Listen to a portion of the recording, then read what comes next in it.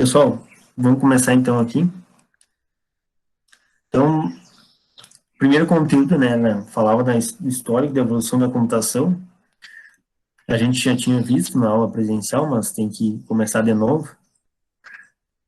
E então, no início pode ser um pouco repetitivo, né, o que já foi visto, né, tanto nessa disciplina como nas outras, mas, né, atendendo, né, a questão do regulamento tem que ser dado o conteúdo desde o início, né, para completar todo o primeiro trimestre, tá?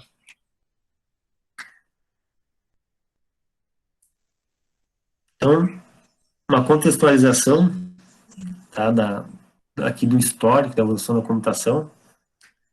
Então, basicamente, né, hoje, né, a gente utiliza os computadores para fazer tudo, né? Então, tanto aí para estudar, como a gente está fazendo agora, né, para se divertir, enfim, para o trabalho, para qualquer atividade hoje em dia, né, os computadores são utilizados. Não tem mais uma profissão que possa dizer que não utilize. Praticamente todas elas, né, utilizam a computação, seja algumas mais, bem mais, como o caso da informática, obviamente, ou algumas um pouco menos, tá? Mas todos precisam, né, dessa, do uso da tecnologia, né, de forma geral, né, tá? Seja um outro equipamento, né, tecnológico, não necessariamente um computador, mas, enfim, algo que envolva, né, a parte tecnológica. Então, né, seja aqui em casa, na escola, aqui na faculdade, empresa, enfim, qualquer lugar, né, nós estamos aí sempre utilizando, né, a tecnologia, né, a TI, tecnologia de informação.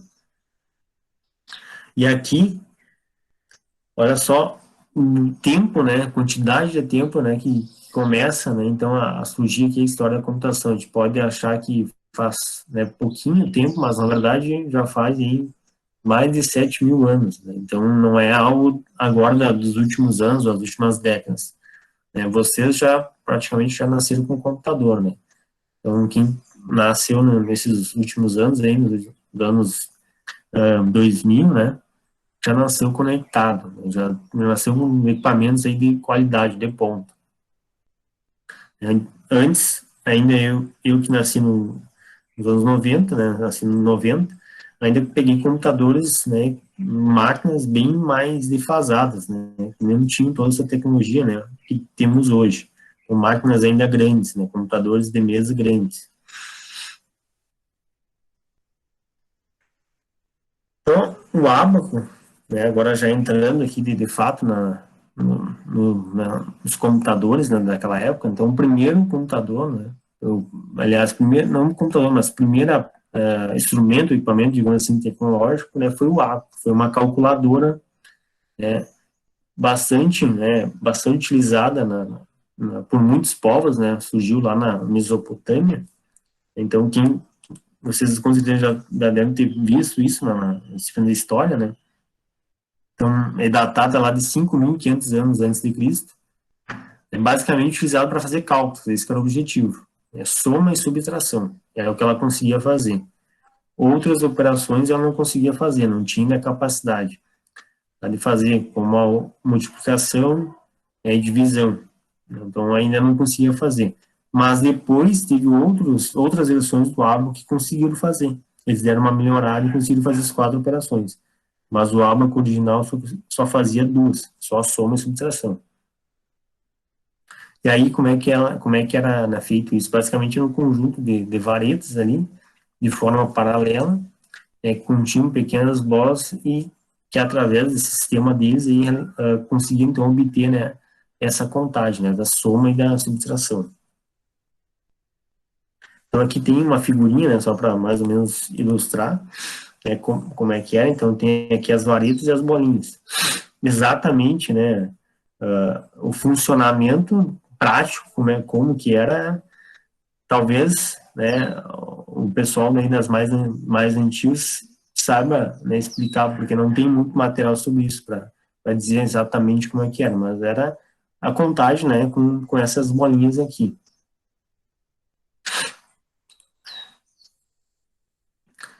Tá? O próximo instrumento, a próxima invenção, né, vem aqui vem ser então a máquina de Pascal. Então, vocês já devem ter escutado também o nome desse carinha aí, ou vão escutar, né, na disciplina de física. Então, o Pascal, né, também um, um, além dessa questão da computação também, da matemática aqui, também a gente vê na física, né, na disciplina de física. Então, ele desenvolveu, na época, o que ficou conhecido como sendo a primeira calculadora mecânica, tá? Então, antes nós tinha, né, aqui no Abaco foi considerada a primeira calculadora do mundo, mas, né, era bem rudimentar, né? Aqui já é algo mecânico, né? Então, já deu uma certa evoluída. Então, aqui, como é que é? Então, o funcionamento antes antes a gente mexia ali manualmente, né, o ábaco, né, as bolinhas, as varetas. Agora aqui já tem um conjunto de engrenagens, né, que giravam para realizar esses cálculos, tá? E também, né, assim como lá no ábaco, ela conseguia fazer duas operações, né, a soma e a subtração. Depois, né, alguns anos mais para frente, o Leibniz conseguiu dar uma implementada, né, ou complementar, né, aliás, né, complementar a máquina de Pascal, né. Então, o que não era ainda feito pelo Pascal, ele complementou. O que ele acrescentou? Então, aqui ele já acrescentou, além da soma e da subtração, né, a soma, a divisão e a raiz quadrada. Tá? Então, já foi melhorando, né, as operações, já foi incrementando mais novas operações. Então, aqui tem uma figurinha, né, para ilustrar, ó. Aqui tem essas conjunto de engrenagens que giravam e que era, então, mostrado, né, os valores nessa parte aqui de cima, tá? Então, antes era com a mão e agora já tem um conjunto de engrenagens aqui. Por isso que ela é mecânica. Professor, desculpa interromper. Sim, pode ir perguntando. O Bruno, ele mandou avisar que ele saiu porque a internet dele não tá colaborando, ele não tá conseguindo acessar. Tá. Uhum. Tá bom. Obrigado.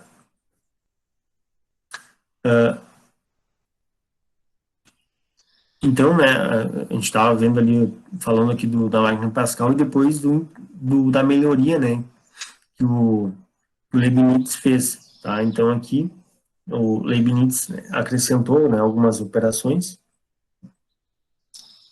que eu tinha comentado antes, além da soma da subtração, né, a divisão e a raiz quadrada, e, e depois ele melhorou ela mais ainda, né, e deixou ela totalmente mecânica.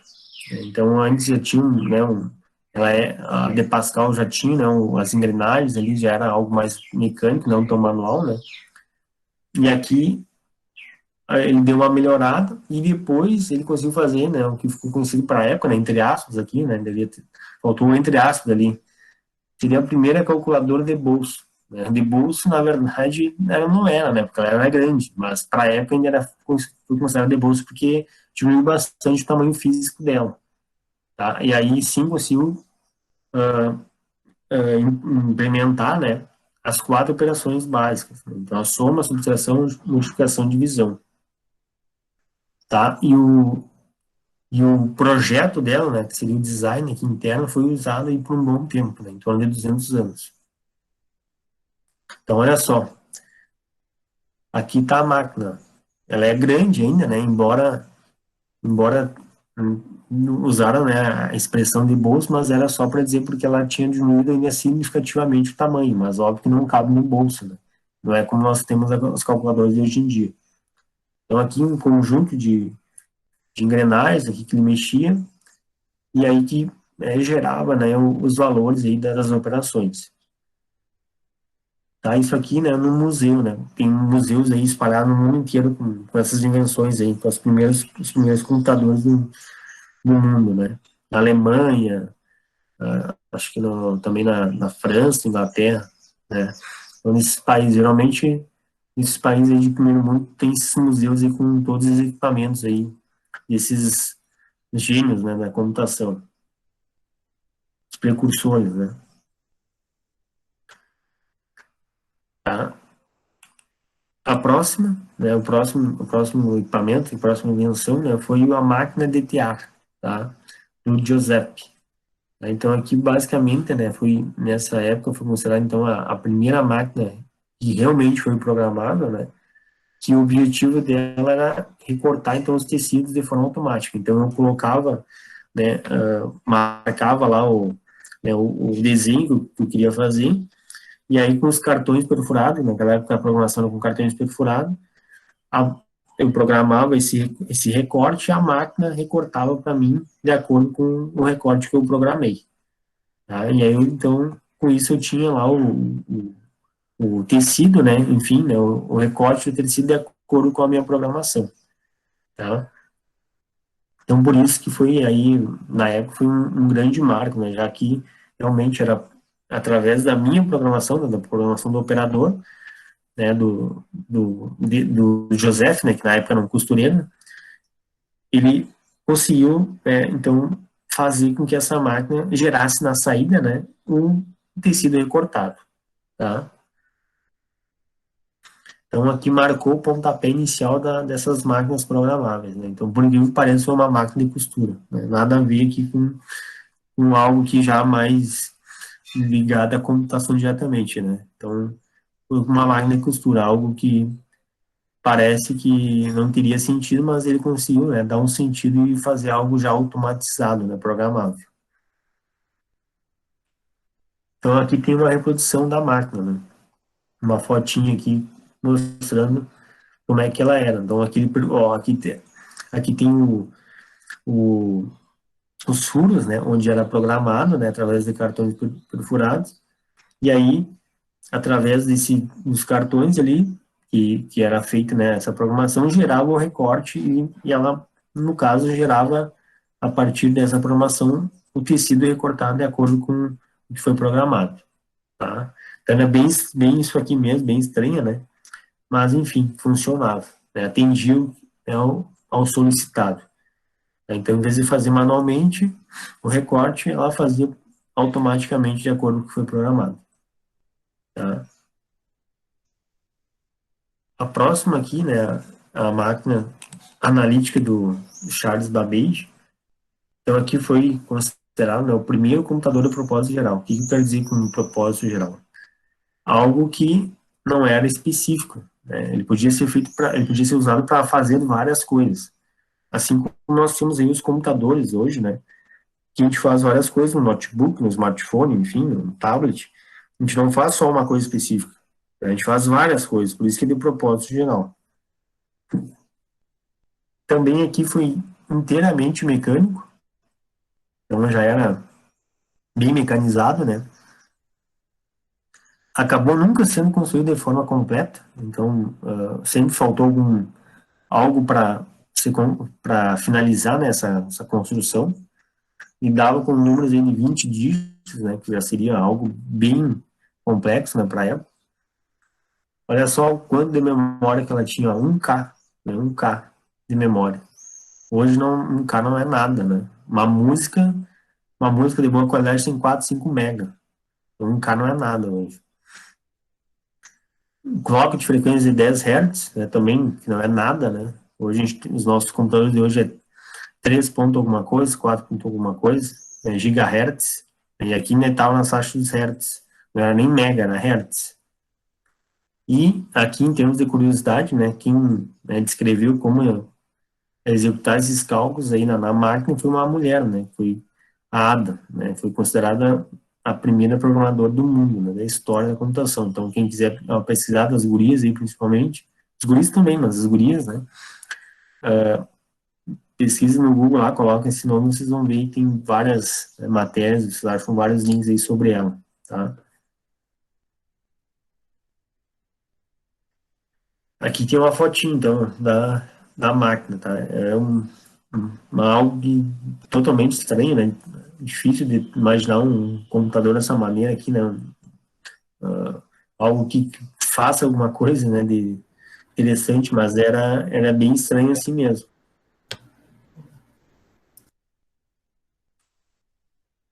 certo? Até aqui, alguém tem uma dúvida?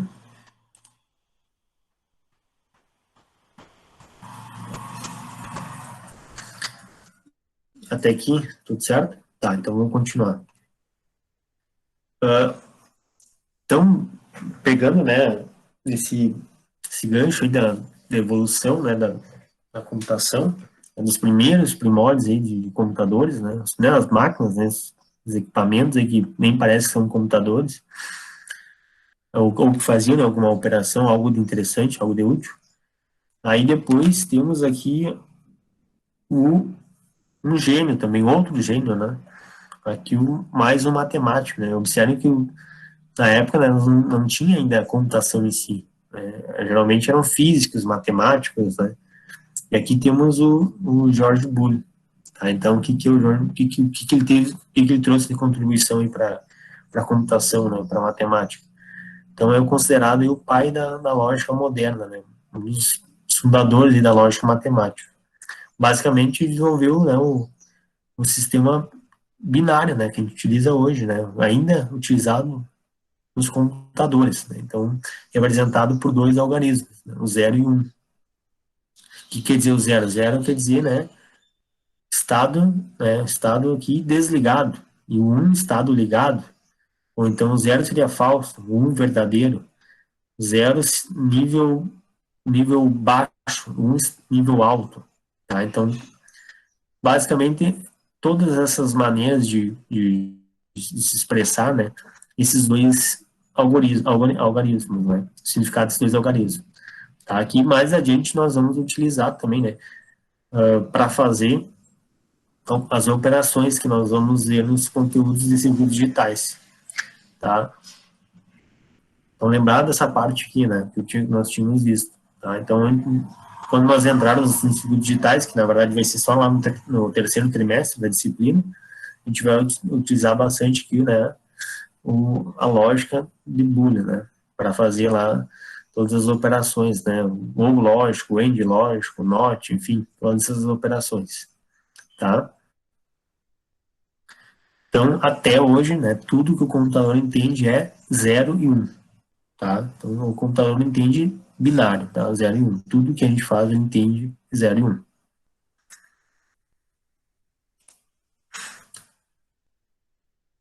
Aqui vem aquilo que eu comentei agora há pouco, né?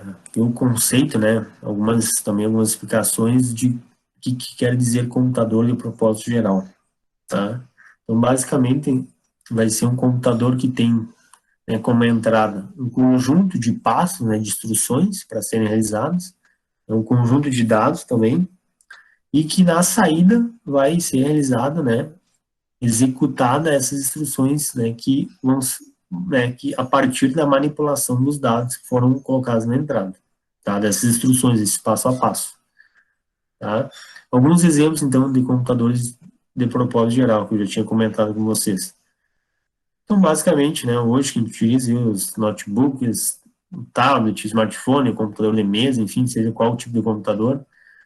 E aqui, a máquina analítica do Charles Babbage, né, que nós comentamos agora há pouco, foi considerada a primeira, né, já que ela poderia fazer várias coisas também, não só uma coisa específica.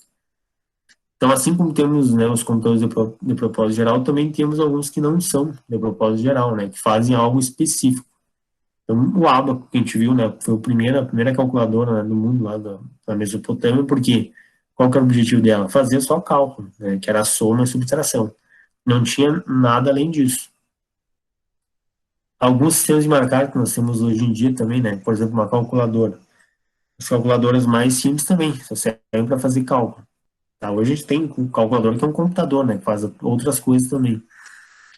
Aqui um MP3 player simples também. Qual que é a finalidade? Só reproduzir música. Nada além disso. Um semáforo, né?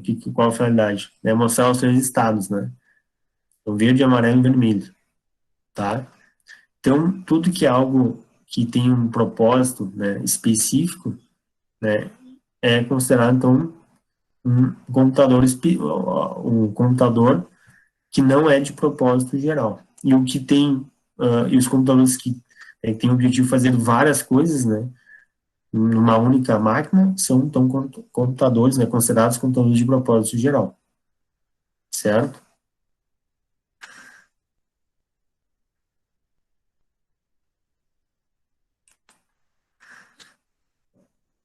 outro gênio aqui da computação, né? Então já vimos vários gênios e mais um deles, né, é o Alan Turing, tá? Também nós comentei com vocês, né? E também até falei para vocês naquela vez para dar uma pesquisada, né, sobre ele. Então o Alan Turing aí é considerado o pai da computação, né? Então foi até hoje, né, muito comentado ainda sobre ele. Qual foi, né, a grande descoberta dele? Qual foi a grande contribuição, né, para a computação? Então, basicamente, na época ele formalizou, né, ele mais o Church aqui, o que era um algoritmo, e aí conseguiram, né, a partir desse algoritmo, na época da Segunda Guerra Mundial, descriptografar, né, as mensagens trocadas entre os alemães, porque ele era um inglês, né, ele era um cientista inglês, né, e aí com isso conseguiu interceptar e descriptografar essas mensagens. E aí a Inglaterra possibilitou então de entender, né, o que os alemães estavam conversando. Então foi algo assim que marcou, né, muito esse período, né, de descoberta, já que a partir dessa base matemática dele e do algoritmo ele conseguiu então quebrar, né, a criptografia da conversa entre os alemães, né, tá? E aqui a questão da definição do algoritmo, né? O que é um algoritmo? Basicamente uma sequência de passos, né, definidas, né, que tem um início, meio e um fim, tá? Que a gente pode, né, aí seguir que vai dar certo. Então, um exemplo clássico, todo mundo sempre fala, é a receita de bolo. Se nós seguirmos ali usarmos todos os ingredientes, todas as instruções da receita, no final a gente vai ter que obter o bolo. Tá? Então, o algoritmo é isso, uma sequência de passos, né, de instruções definidas, bem definidas, né? Tá? E aqui, né, então aqui o Alan Turing, né, criou, né, a máquina de Turing, né? Então, que é essa que eu comentei, né, com vocês, né? Também essa questão de descoberta ali da descriptografia, né, da conversa entre os alemães, né, na Segunda Guerra Mundial. Então, o que fazia, né, a máquina? Essa máquina aqui, né, ela resolvia problemas computacionais de grandes complexidades, né, então era algo, para a época, muito inovador, e interpretava, né, símbolos aqui, basicamente, o 0 e 1, lá do Boolean, né, e também o conjunto vazio, né, seria sem nada, né, tá? E com isso, então, com essa parte matemática, ele conseguiu, né, fazer esse grande marco para a computação, que foi a descriptografia, né, das conversas, né, entre os alemães na Segunda Guerra Mundial. Aqui tem uma réplica, pessoal, da máquina, tá? Mais ou menos para ter uma noção, né, de como é que era. Tá disponível aqui o link para vocês, então quem quiser dar uma olhada, tá?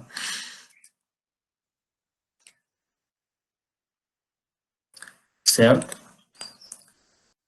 Então a gente já viu bastante coisa, né, todas essas primeiros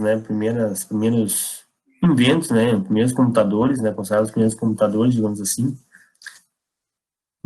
nesse marco, né, que foi a evolução da computação, né. Agora a gente vai entrar, então, né, já na computação moderna aqui, né, que seria, né, marcada aqui pelo uso da computação digital. Antes, até então, era analógica. Agora entra a parte da computação digital. E aí, com isso, a gente tem, né, as 4 fases, alguns autores até colocam 5, outros até 6 fases, né, gerações, né, melhor dizendo, ou períodos, né, da divisão da computação moderna. Eu aqui coloquei 4 fases, né, que geralmente o pessoal usa mais 4 fases. E aí, vamos ver então, né, um pouquinho de cada característica de cada uma dessas gerações, tá?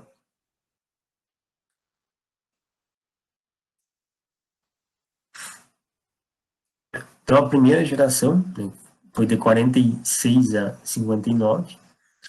Basicamente, né, tinha como principal característica o uso de válvulas eletrônicas, que geravam muitos problemas, né, além da questão da dimensão ser muito grande, precisava ocupar um espaço extremamente grande, né? Várias salas aí, se nós pegássemos a nossa sala lá, sala de aula aí, precisava de 2, 3 salas para botar uma máquina dessas aqui, é tão grande que era, né? Fazia toda a volta.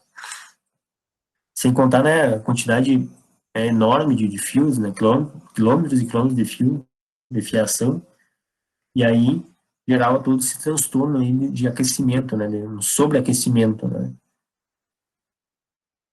Basicamente, naquela época, né, os programas eram escritos em baixo nível, então em linguagem de máquina, né, e alguns computadores dessa geração, o principal, né, o mais conhecido, que a gente vai ver depois melhor, é o ENIAC, depois também temos o EDVAC e o UNIVAC.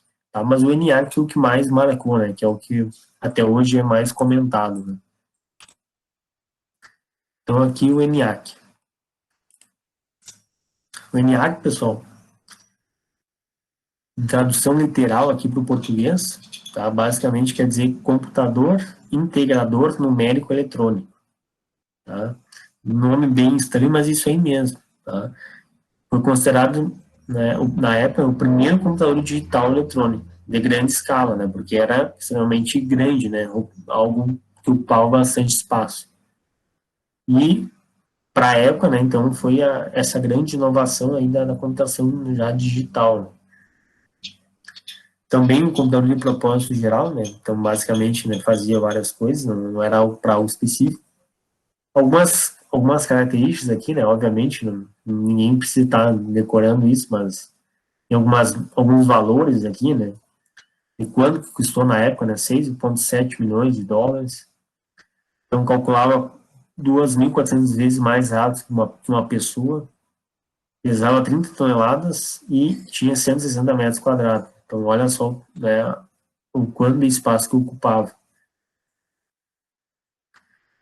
E também aqui, pessoal, o objetivo dele na época foi ser criado então para fazer cálculos de artilharia para a Marinha Americana, tá? Então observe que, né, na história, né, da computação, sempre a computação está ligada bastante com a questão aí da parte militar, né, bélica, né?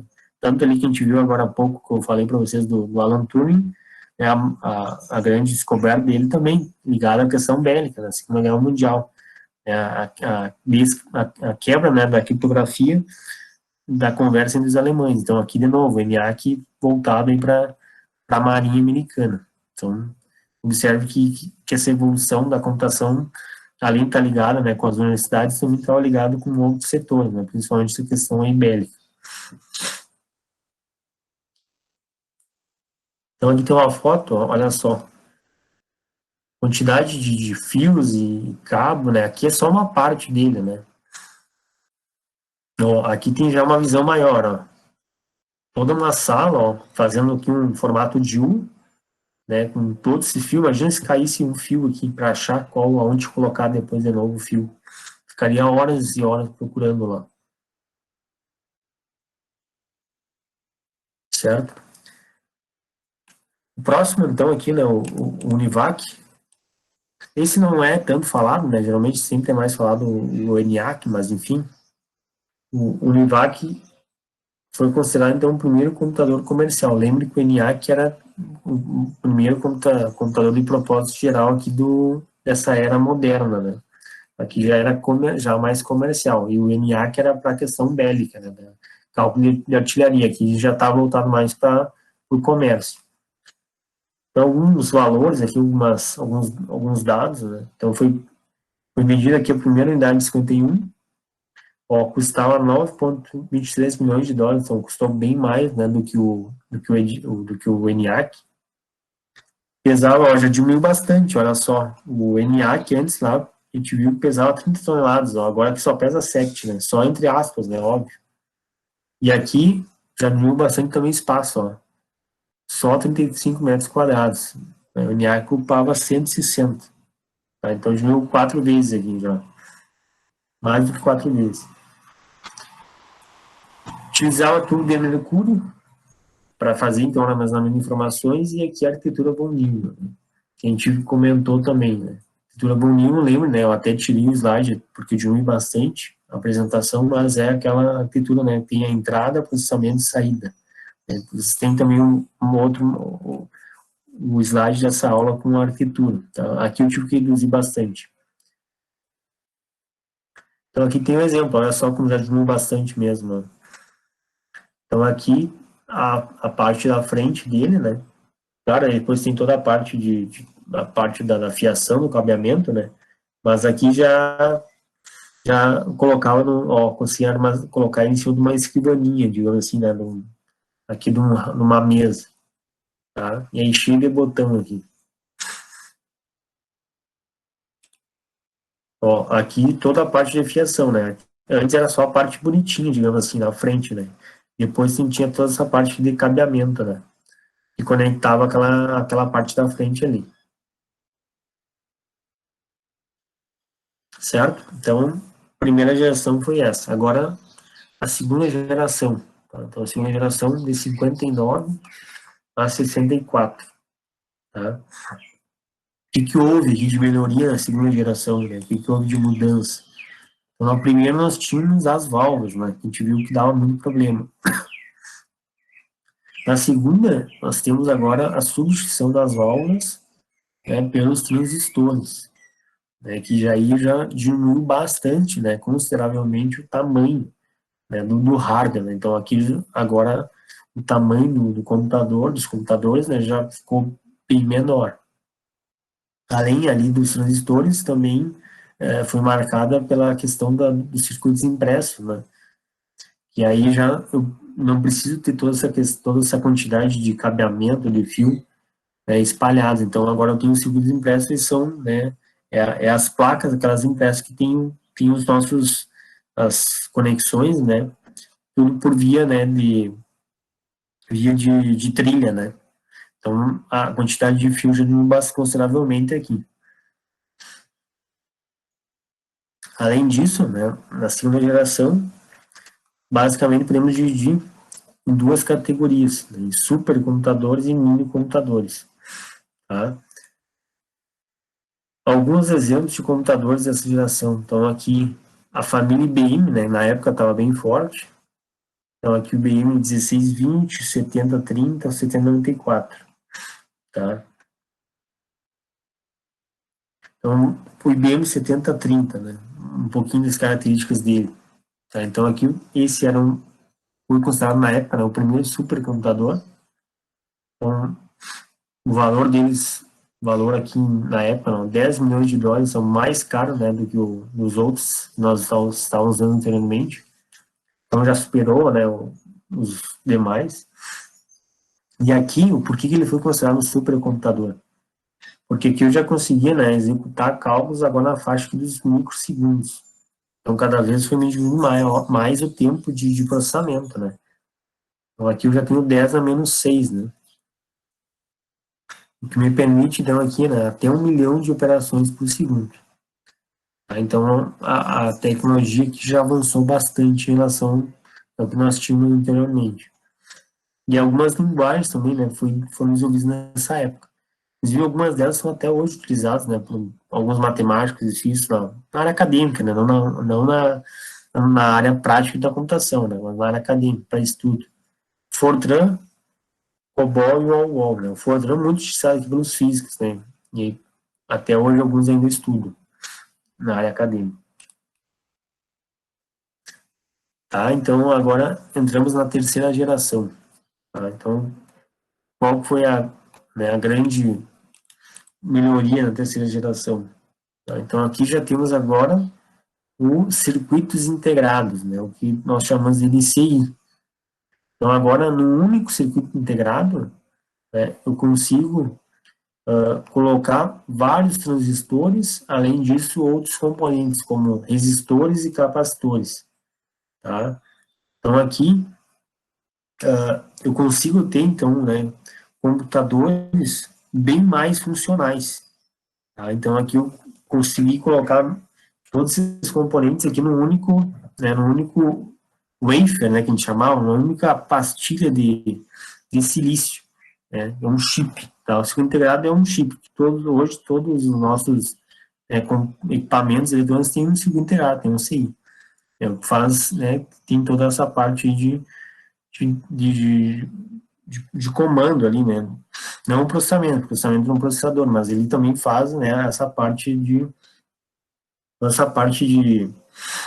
inteligência, né, do equipamento. E também nessa geração, né, temos aí alguns marcos importantes também, né, com o processamento remoto, né, o time share, que seria o tempo compartilhado, a multiprogramação, tá, e também entre outras tecnologias que marcaram, né, a terceira geração, tá. Então, alguns exemplos aqui de computadores dessa geração, tá. Esse aqui é interessante, né, o IBM 305, o Hamac, porque foi o primeiro computador com armazenamento em HD, que é um disco rígido, né.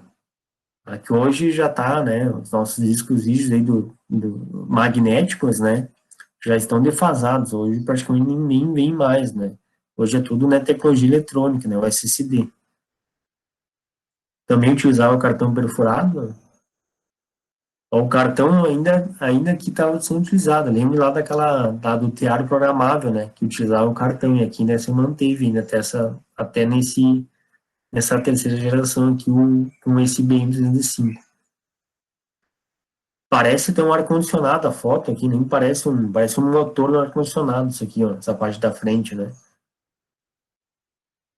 E só para ter uma noção de curiosidade, ó, cada megabyte custava US$ 90.000, tá? Cada megabyte, sendo que um mega, como eu comentei para vocês, não dá nem para uma música. Então, uma música de boa qualidade é 3, 4, 5 megas por aí. Depende tudo da qualidade, da compressão da música.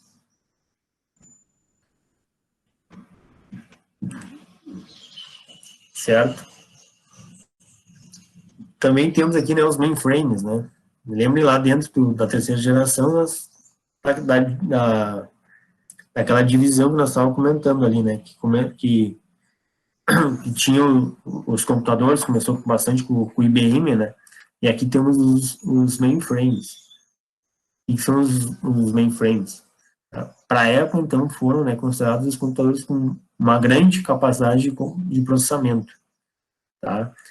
O que eles faziam? Então, eu tinha um terminal, né, eu tinha esse mainframe, né, que seria o meu processamento centralizado, e aí, para mim ter aí os terminais, né, para mim utilizar, eu precisava, então, apenas plugar esses terminais no meu mainframe, tá? Por isso que esses terminais, né, ficaram conhecidos como o nome de terminais burros, porque eles não tinham capacidade de processamento. Eles apenas se conectavam ao mainframe para poder, então, enxergar, né, poder receber aí essa capacidade. Então, basicamente, aqui, o que conectava no mainframe? Um monitor, o teclado e o mouse, e algum dispositivo para fazer essa comunicação, né, algum ali, um cabeamento, alguma coisa para fazer essa intercomunicação ali com o mainframe. Então, por isso que ele era burro, porque ele não processava nada, ele só recebia o que estava sendo processado pelo mainframe, tá? Foram bastante utilizados, e, inclusive ainda tem alguns mainframes sendo utilizados, né, que algumas empresas ainda não migraram, ou porque ainda, né, o mainframe está atendendo, né, ao serviço que está sendo solicitado, né, claro, com certeza teve algumas melhorias também, né, da Apple para de lá até os dias de hoje, teve algum incremento, né, não ficou só na, naquela tecnologia da época, né? Porque na época foi considerado aí computadores de alto poder, mas hoje seria até irrisório, né? Comparado com os supercomputadores que temos hoje em dia, né? Tá? Então, na época, quem detinha esses mainframes eram só grandes empresas, né? Bancos, principalmente bancos, na academia, algumas universidades tinham, alguns órgãos do governo também tinham, mas não era qualquer um para ter, porque era extremamente caro, né, e algo para a época muito avançado. Tá?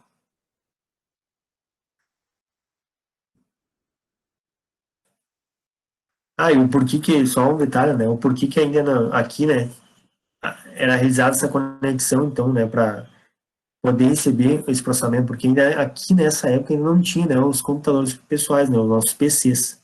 Por isso que daí se conectavam ao mainframe, né. Então aqui tem um exemplo de um clássico, né, que é o mainframe da IBM, né, o System 360, tá? Então, esse aqui, ele tinha algumas universidades aqui do país na época, né, logo quando foi lançado, e alguns órgãos, se eu não me engano, até na própria no UFSM, foi onde eu estudei, tinha também o IBM, não sei se era o modelo 260, mas tinha. Claro, depois virou tudo sucata, né, a maioria, nem sei se foi onde é que foi colocado, né, se tem em algum museu, alguma coisa assim, mas a maioria virou tudo sucata, no cacaria, né. Então, olha só o tamanho aqui, pessoal, né, da sala que precisava, né, para poder colocar ele, né, em funcionamento.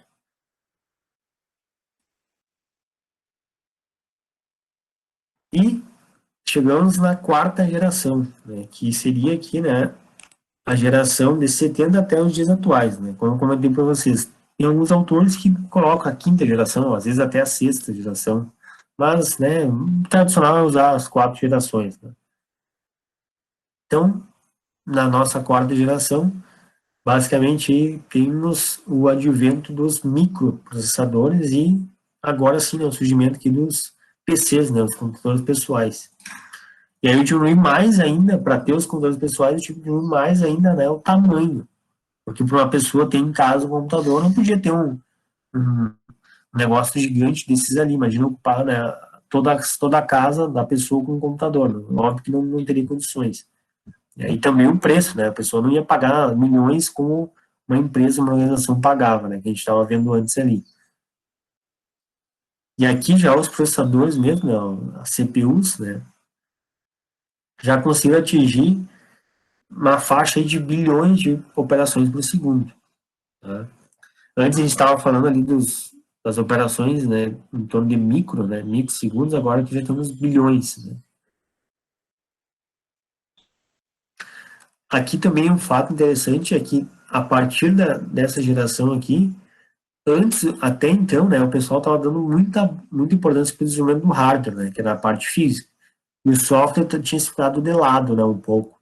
Agora, a partir daqui, o software, né, e os sistemas, né, como um todo, são, né, tão relevantes, né, foram considerados mais, como é que poderia dizer assim, foram colocados, né, de uma forma tão pertinente, né, tão importante quanto o próprio hardware. Então, agora que eu começo também a desenvolver, focar mais também no desenvolvimento do software. Até porque para rodar, né, rodar ter utilização hardware, eu preciso do sistema. E se eu tiver um notebook, nós tivemos aí um notebook, né? Mas o melhor notebook que for, o computador, né? Naquela época era o computador. Só que se nós não tivermos nada para rodar ele, o que adianta ter só o hardware ali? Então aqui agora eles começaram a perceber que o software era tão importante quanto o hardware.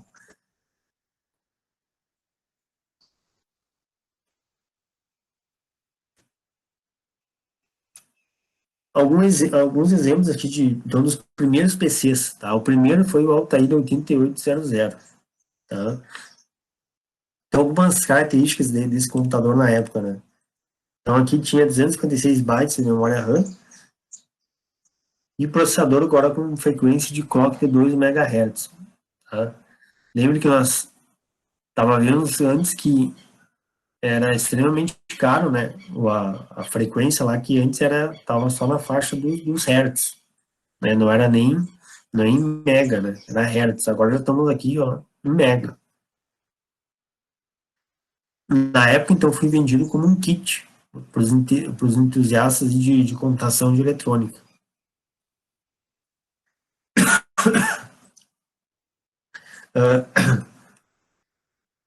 Preço dele na época, pessoal, olha só o quanto que já baixou. Antes nós tínhamos, né, os computadores gigantes na faixa aí dos milhões de dólares. Agora já temos aqui, ó, na época, ó, menos de US$ 500. Então já era algo acessível, né, para os usuários domésticos. E aqui, E aqui está o exemplo, então, do Altair 8800. Meu ataque de QDI. Só um pouquinho.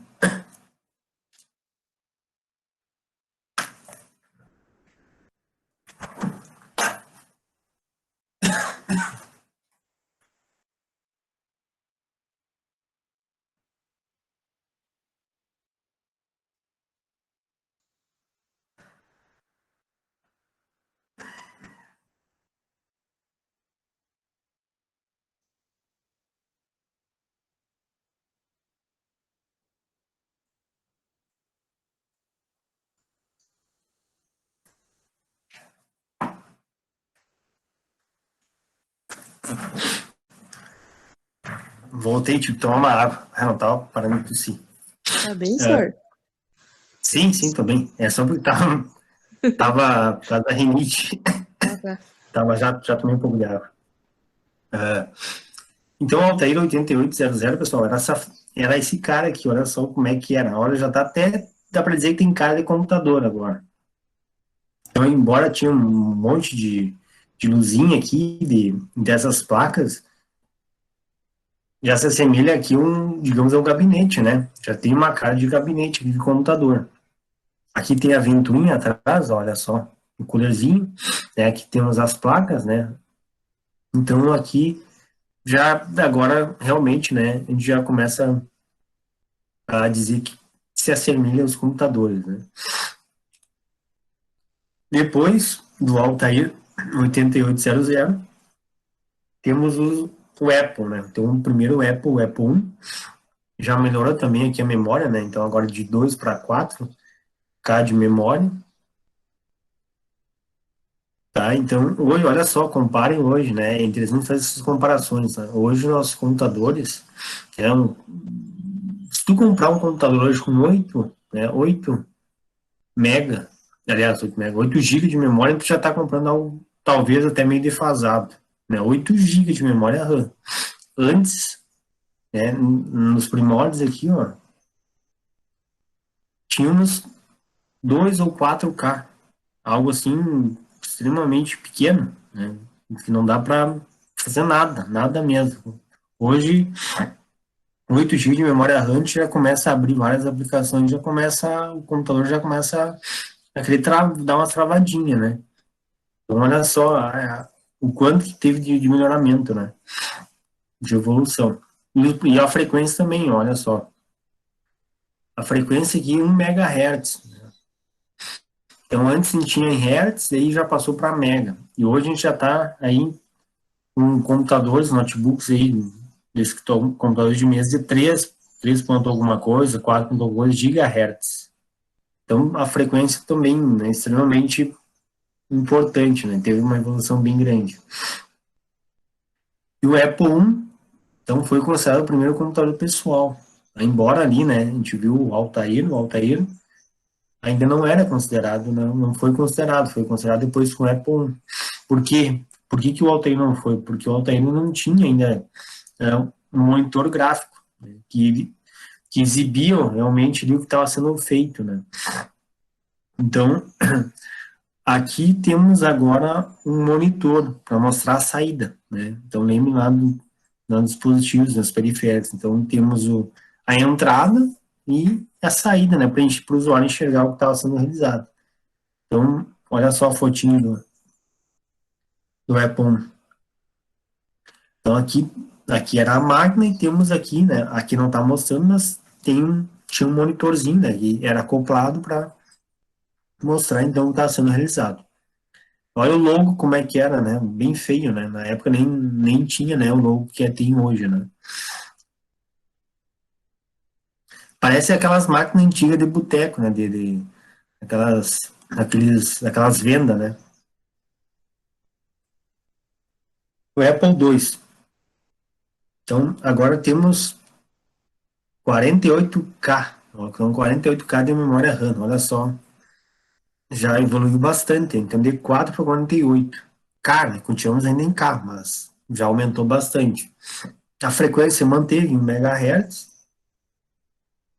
E foi aqui o primeiro computador criado aqui para a população em geral, então para o usuário doméstico. Tá? Olha só na época quantas unidades foram vendidas, entre 5 e 6 milhões. Vamos ver a fotinho dele, então. Olha só. Esse é o, obviamente, né, é o que tem cara de computador, né, a partir daqui mesmo. Por isso foi considerado, né, o primeiro computador doméstico, né. Agora, então, já tem aqui o tecladinho, né, o monitor, aqui as entradas aqui na época do disco, né, ainda não era o disquete pequeno, era o disquete bem grandão, né, vocês nem conheceram o disquete, mas na época era disquete.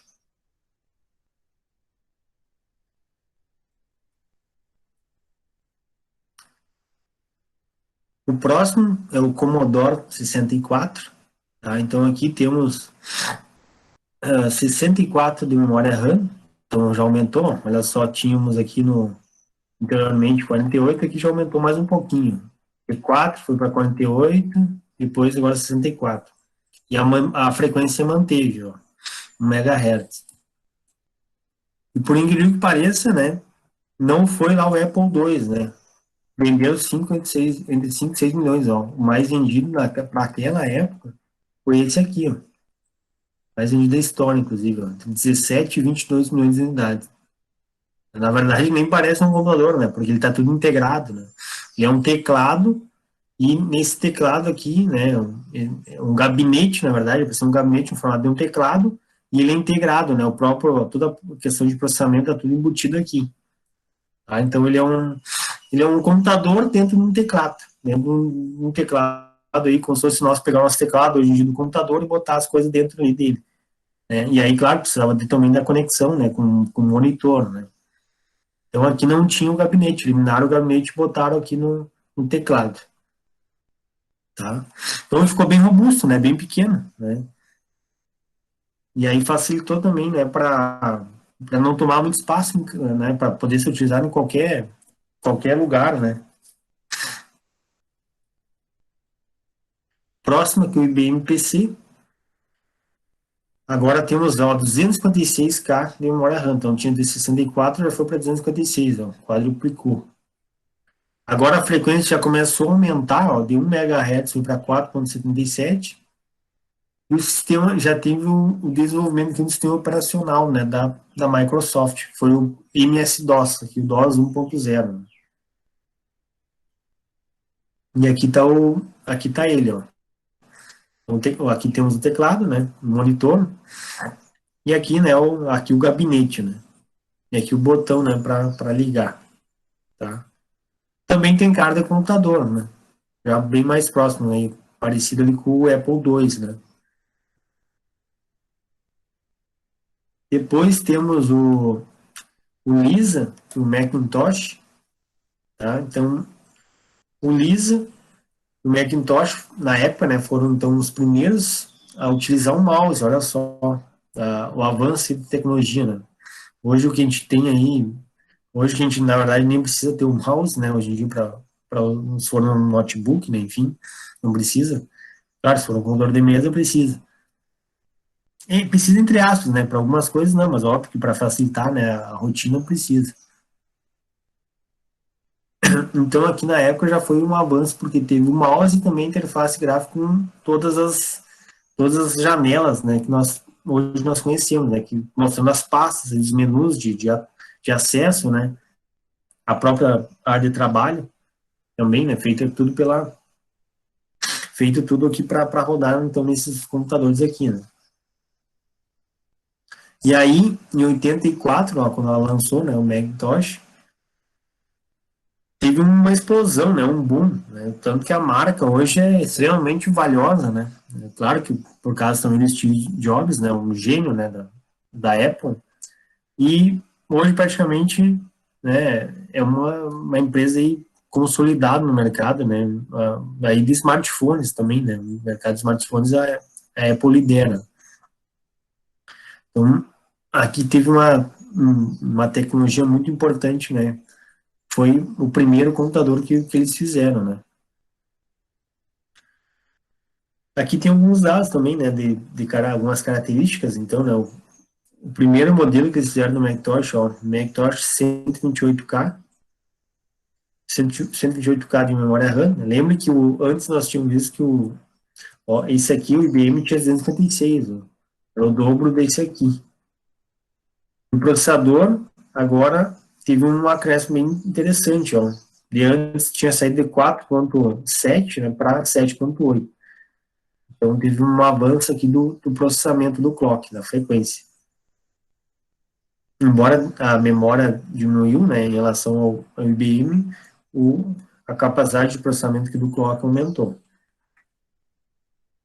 E aqui interessante também, ó, que além dessa questão de interface gráfica, já está falando da usabilidade, né? Que é a questão de ser uma interface gráfica amigável. Que é amigável, né? Fácil para o usuário mexer. Aí, em poucos minutos, em poucos segundos, ele já aprende a mexer. Tá? E aqui está a figurinha dele, ó, olha só. Aqui tem a interface, ó, mostrando como é que era na época. Né?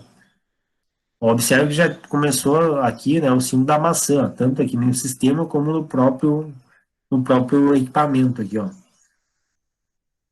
Que hoje é consagrada, né, o símbolo da maçã, nos notebooks, né, e também nos smartphones. Mas os notebooks, principalmente porque daí fica, né, tem aquela imagem da luz da maçã ali que é um status ali, querendo ou não, um status é uma marca, né, que vale todo o poder da marca, né.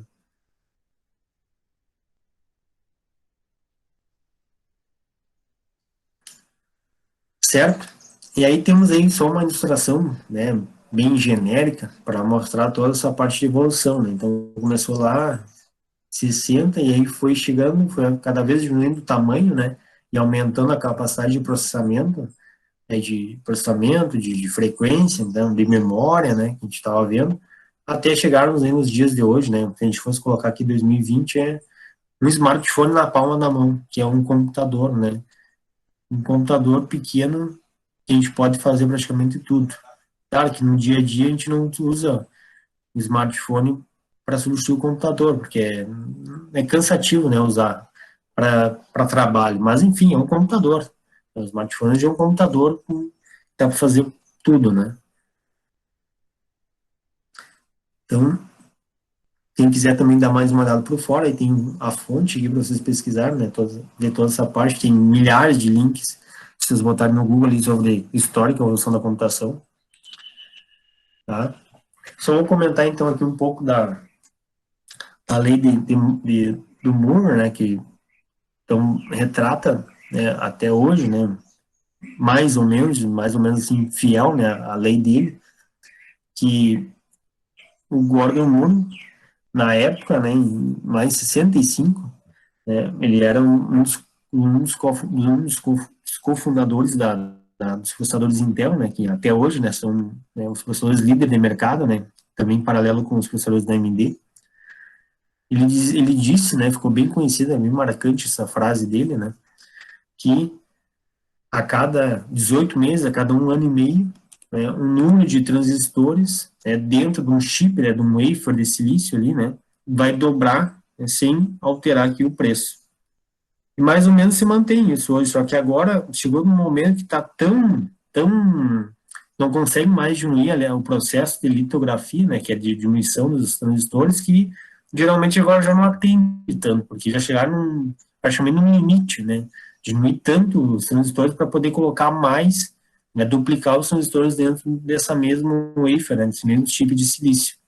Tá? Então, a lei para a época, né, ela se manteve, funcionava bem, hoje já, né, mais ou menos, né, não é sempre que vai conseguir, né, que a Intel ou até mesmo a AMD conseguem atingir isso, porque o processo já está quase que no limite, no ápice, né, diminuir, né, o tamanho dos transistores para poder colocar cada vez mais, né, ou dobrar, né, esse número no próximo lançamento, tá? Mas, enfim, é questão de vocês conhecerem também a lei, se querem pesquisar por fora, ver ali o gráfico, né? Geralmente tem um gráfico, né, mostrando essa evolução, né? E isso que ele está falando, isso que ele observou na época, até os dias de hoje, tá? Aqui tem algumas referências, né? Então, Quem quiser depois também pesquisar por fora outras, tá? Isso aí tem horror de material no internet, até videoaula também, tá? Os próprios livros também retratam, né, essa parte do histórico e evolução da computação, certo? Tem uma lista de exercícios que eu coloquei lá para vocês, basicamente é aquela mesma lista que nós tínhamos feito, só que eu alterei alguns exercícios, né, diminuí também, mudei alguns de marcar aqui também, algumas coisas, mas eu queria fazer só para nós finalizar então a aula de hoje, que é uma aula um pouco maior, nós fazemos um joguinho, tá? Que é o Kahoot. Deixa eu só colocar aqui para vocês.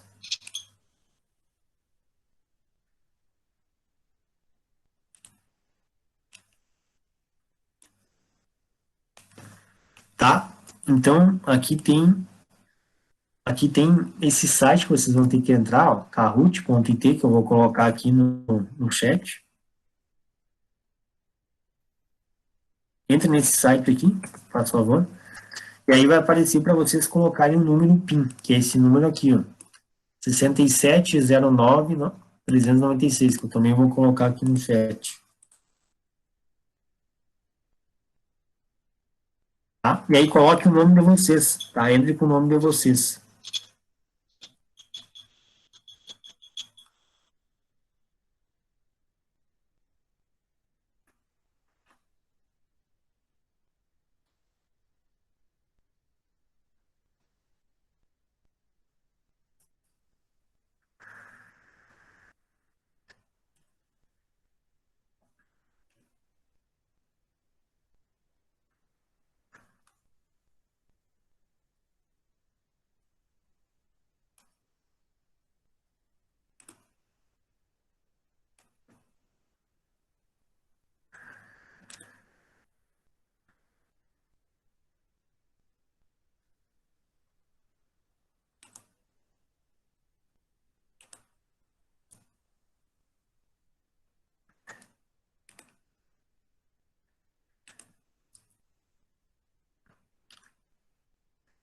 É, quem é que entrou com o número aqui do 67? Acabou entrando com o número.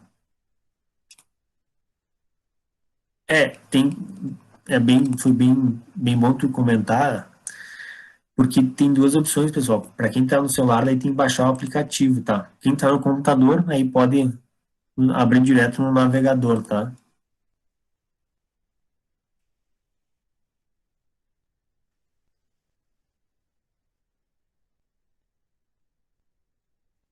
É isso aí, Luciele. Quem está no celular, daí no Android ou no iOS, daí tem que baixar o aplicativo. Geralmente ele pede, né? Se tu tá no celular, né, no smartphone, no Android, no iOS, tem que baixar o aplicativo. Quem tá no smartphone, eu aconselho baixar o aplicativo. Quem tá aqui no computador, né, aí pode abrir direto no navegador, né, no Google Chrome ou em outro navegador.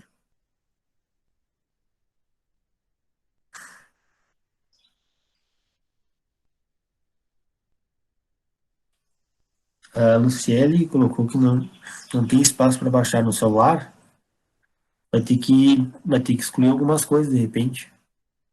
Será que não tem muitos arquivos ali, de repente, para tirar um pouco dos arquivos? Tentar excluir alguma coisa que não esteja utilizando, né? Não sei. Geralmente no celular a gente está cheio de coisas que a gente não utiliza, né? Então, de repente, tenta excluir alguma coisa que não está utilizando.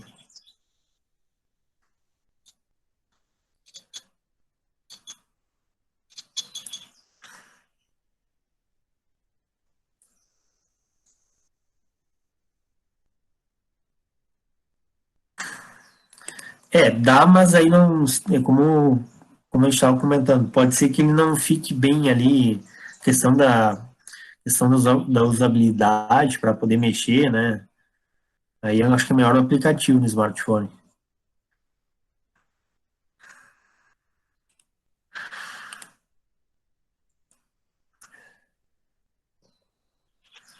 Eu acho que é bem rapidinho para baixar o aplicativo, é bem leve, tá? Então, quem quiser pode baixar agora, hein, eu espero.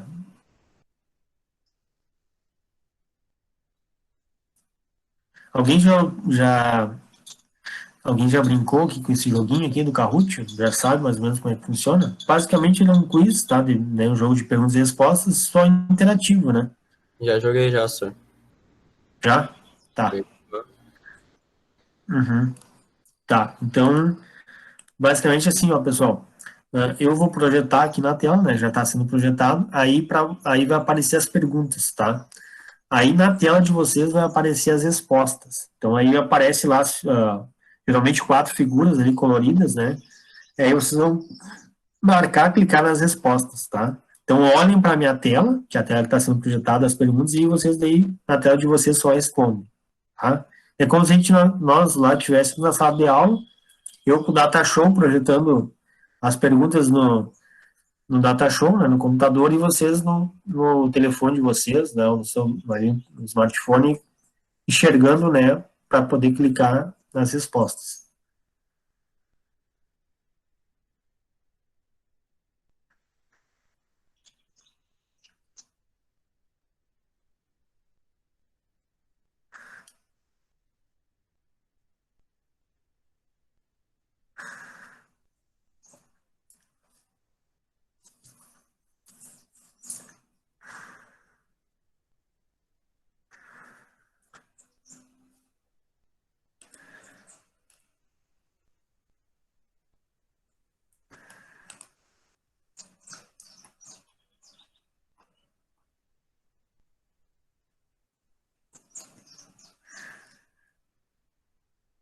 Quem é que o Lutz FF aqui, só para eu saber, porque eu preciso aqui para chamada, porque o plugin aqui que eu tenho, ele pega o nome do usuário, e aí tá como não tá aparecendo o nome. É o Victor Nathanael, senhor. Ah, tá, Vitor Nathan.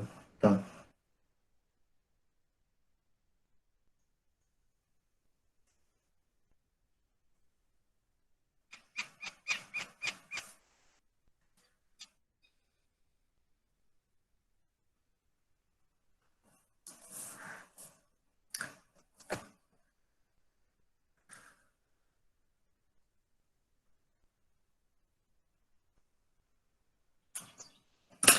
Tô conseguindo, hein, pessoal? Vi que tem 18 já aqui.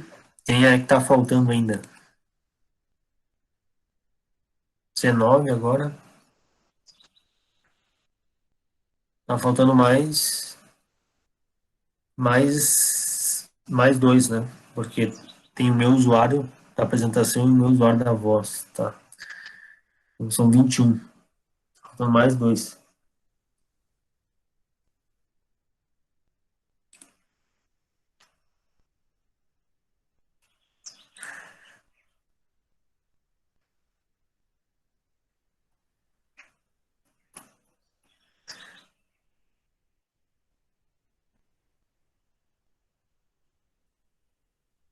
Ô, Lavínia, tu já tá ali já. Tá aparecendo teu nome. A Lavínia já tá, a Lavínia já entrou. Deu certo, porque tá aparecendo o nome e já entrou. É. Tá. Então agora só tá faltando mais um.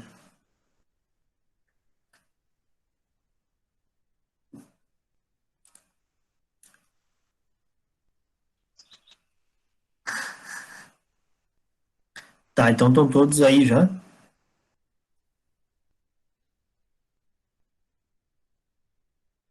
Tá, então eu vou começar. Cada pergunta tem 30 segundos para vocês responderem. Quando eu tiver perguntas de responder, coloquem tudo em minúsculo, tá? Basicamente é isso, tá? Então vou começar aqui, prestem atenção aí, tá?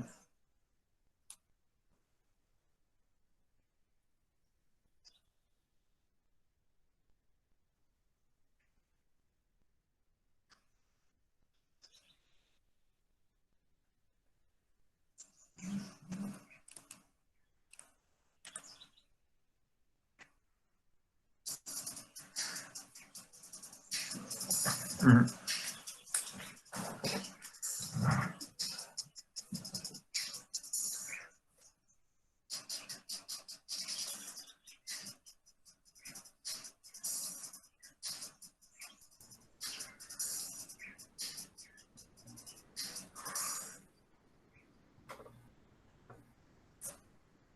Acertei? Meu Deus, acertei, sou muito bom. Os computadores dessa geração utilizavam válvulas que geravam problemas devido ao superaquecimento, né? Então, a primeira geração, né?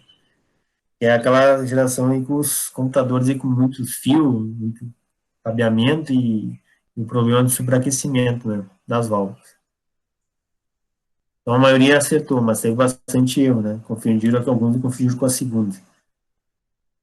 O senhor podia ler as perguntas para nós? No meu não apareceu, não. Tá, eu leio. Aham.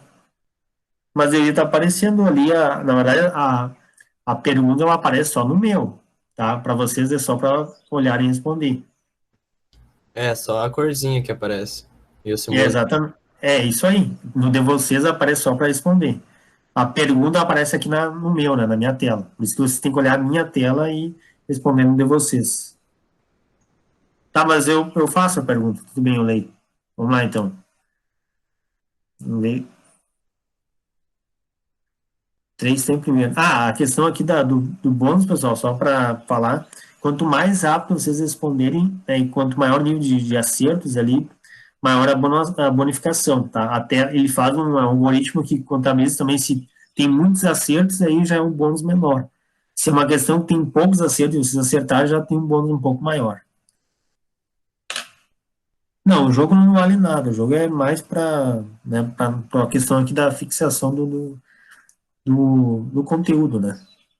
Esse não tá valendo nada. Pode ser que mais adiante a gente faça algum valendo.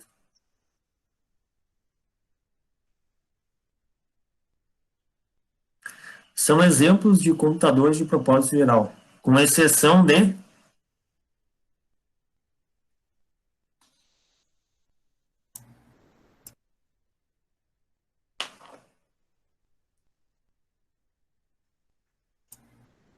Olha, eu vou falar que eu não sei o que que é um abaco. Nós vimos no início.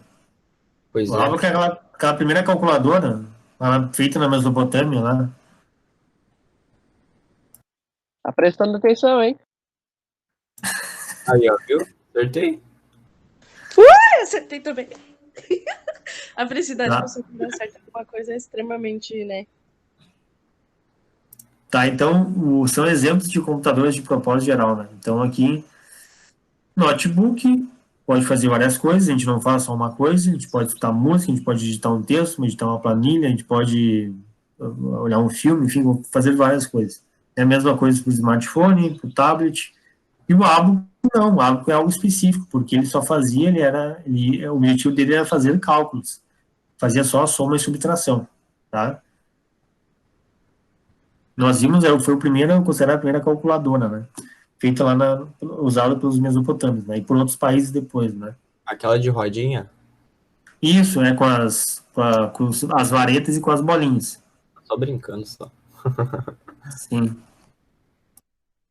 tá? Que isso, Tracy? Apelona. Os Fazendo transistores eram cerca, tá? Os transistores eram cerca de 100 vezes menores que a válvula, consumiam menos energia e não geravam sobreaquecimento.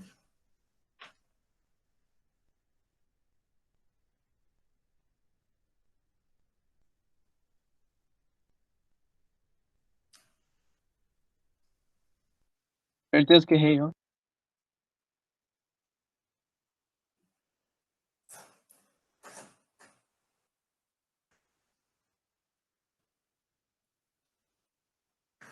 Verdadeiro, né, pessoal? Então aqui os transistores melhorou bastante essa questão do consumo de energia, já que lá nas válvulas nós tínhamos um grande consumo, né? Lembra daqueles do superaquecimento que gerava, nós vimos agora há pouco.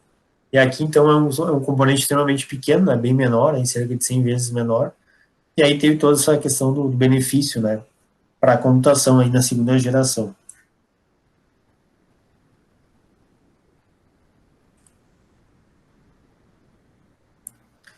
Computadores com alta capacidade computacional que podem estar conectados a diversos terminais Bluetooth. Aí vocês têm que preencher. Ah, tá de brincadeira, né, senhor? Aí complicou, aí complicou.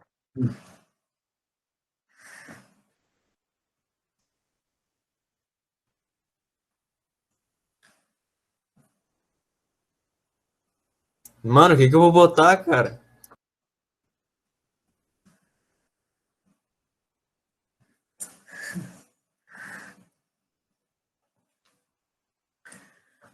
Mainframes, né, pessoal? Ninguém acertou, até botei aqui no singular no plural. Lembre que era aqueles computadores, né, grandões lá, que ainda em algumas empresas ainda estão utilizando, né? Que a gente conectava os terminais bus ali, a gente viu o que era o porquê bus, né? Porque não tinha capacidade de processamento, apenas se ligavam ao mainframe, né?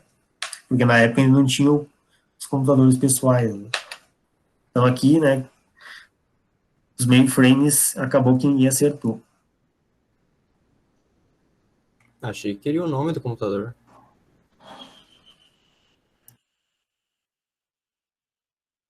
Então, a questão 5. Nessa geração de computadores, surgem os circuitos integrados, né, o CI, ou também chamados de pastilhas ou chips.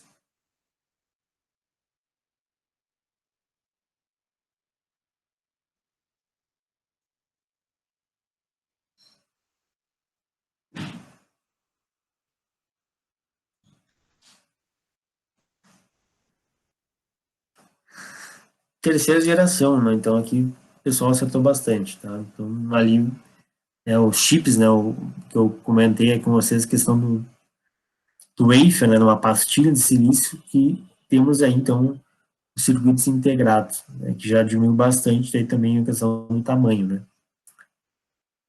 Já que também agora a gente não precisa ter toda essa questão de conexão, né, com muito fio, utilizar muito fio, né, já que a gente tem ali os circuitos e eles né, são as trilhas, né, as conexões do próprio circuito que estabelecem, então, toda essa interconexão com os equipamentos. Se pá, eu perdi a liderança. Falei. Nossa, nem apareço no placar mais. Então, agora você tem que colocar a resposta também. Ó. A segunda geração de computadores foi marcada pelo uso de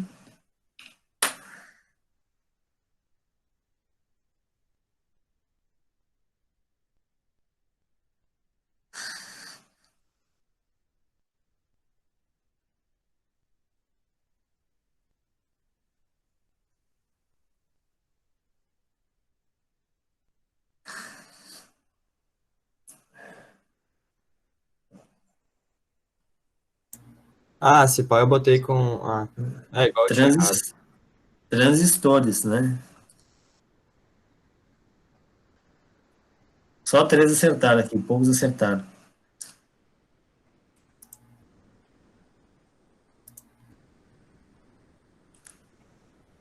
Verdadeiro ou falso? Na Tá quarta escrito. geração, temos o advento dos microprocessadores dos computadores pessoais.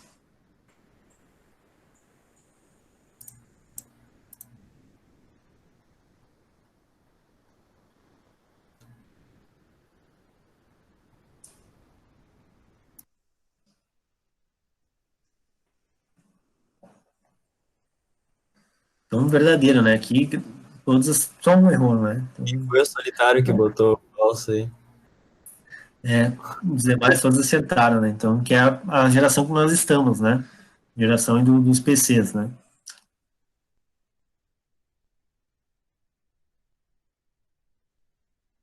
Eita, no Pereira. placar. Voltei pro placar também. A 8. As válvulas foram utilizadas em computadores eletrônicos, como, por exemplo, no ENIAC.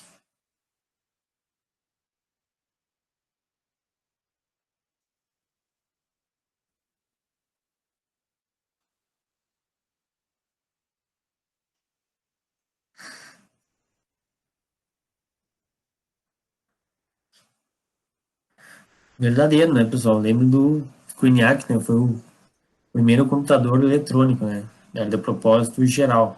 Né? Então, aqui temos, né, o marco, né? O marco da primeira geração foi grande. Até hoje é falado bastante no ENIAC, nos outros não é falado muito, né? E é aquele computador grandão lá que tem nas fotos que eu tinha colocado para vocês ali, tá? Lembro que tinha também o Univac, o Edivac, né? Enfim, os outros ali, mas digamos que o marcante, sim, foi o ENIAC, né? Que era para realização de cálculos para a Marinha Americana, né? Então a maioria acertou aqui também.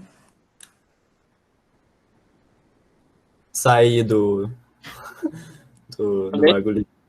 A penúltima, valores da lógica de Boole, né? Da álgebra booleana.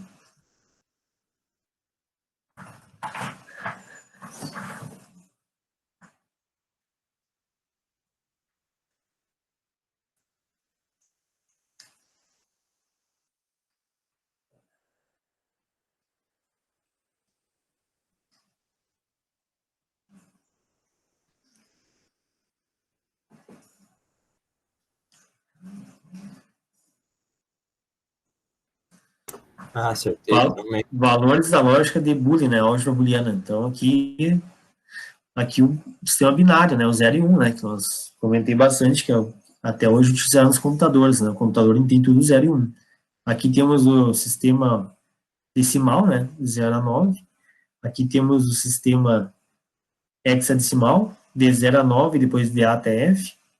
E aqui temos o sistema octal. A gente vai ver depois essa transformação, né, entre bases lá no terceiro trimestre, tá? Então aqui a grande maioria acertou também, tá? E a última agora, o Vitor está na frente. Responder, não peguei muito ponto. Computador é propósito geral, considerado o primeiro computador digital eletrônico de grande escala.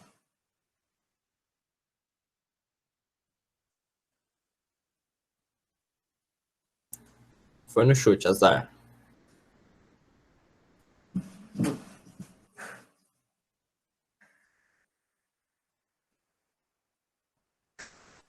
Essa daí o senhor já tinha entregado, hein?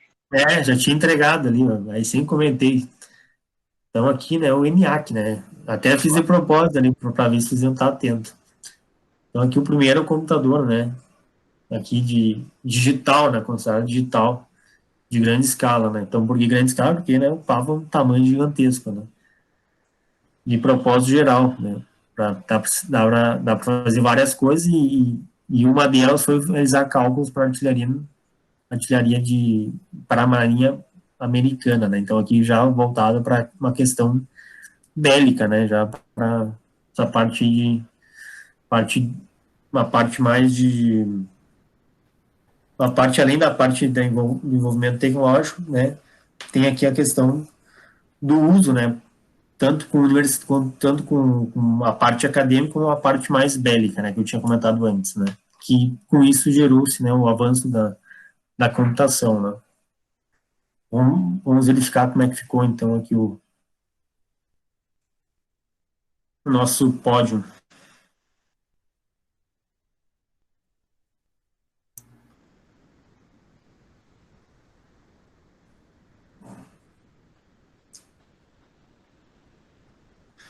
Então o Vitor ganhou. Ah, Vitor. Então tá, pessoal. Era isso a aula de hoje. Alguém tem alguma dúvida?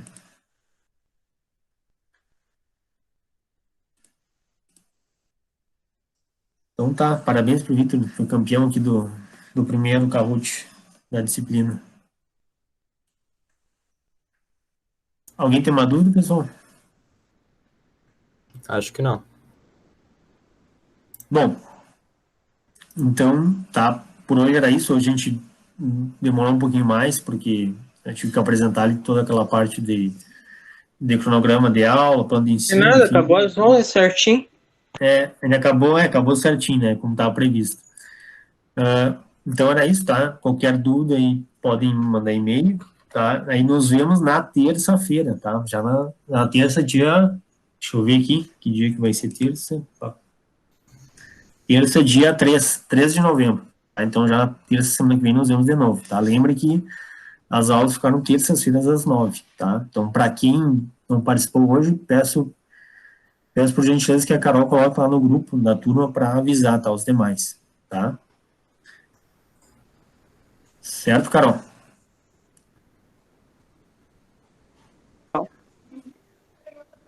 Certo, aham. Vou colocar. Tá.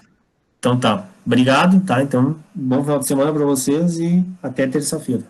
Valeu, senhor. Valeu. Tchau, tchau. Fácil. Tchau. Bom final de semana também para vocês.